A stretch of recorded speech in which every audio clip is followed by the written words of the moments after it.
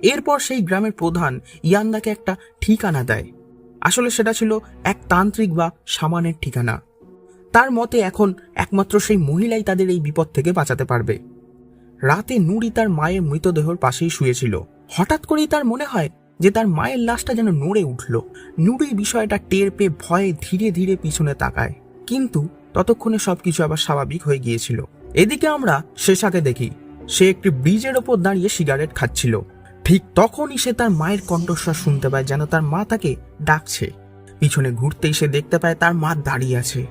এটা দেখে সে ভয় স্তব্ধ হয়ে যায়, কিন্তু অন্য পাশে তাকাতেই সে দেখতে পায় তার বাবার মৃত শরীরও সেখানেই দাঁড়িয়ে আছে। অর্থাৎ এতদিন যেসব বিষয়কে শেষা একেবারেই বিশ্বাস করছিল না, সেগুলো এখন তার চোখের সামনে সত্যি হতে শুরু করলো। এই ভয়ঙ্কর দৃশ্য দেখে শেষা তাড়াতাড়ি নিজের বাইকে উঠে সোজা বাড়ির দিকে চলে আসে। বাড়িতে এসে সে নিজের স্লিপিং পিল খেয়ে ঘুমিয়ে পড়ে। পরের দিন সকালে, অর্থাৎ মূলওয়ান্ত মারা যাওয়ার পর চতুর্থ দিনে রেহেমিকে দাফন করা হয়। এরপর ইয়ান্দা নুরিকে সেই তান্ত্রিক বা শামানের কাছে যাওয়ার কথা জানায়, যেটা তাকে সেই গ্রামের প্রধান জানিয়েছিল। তারা দুজন রওনা হয়।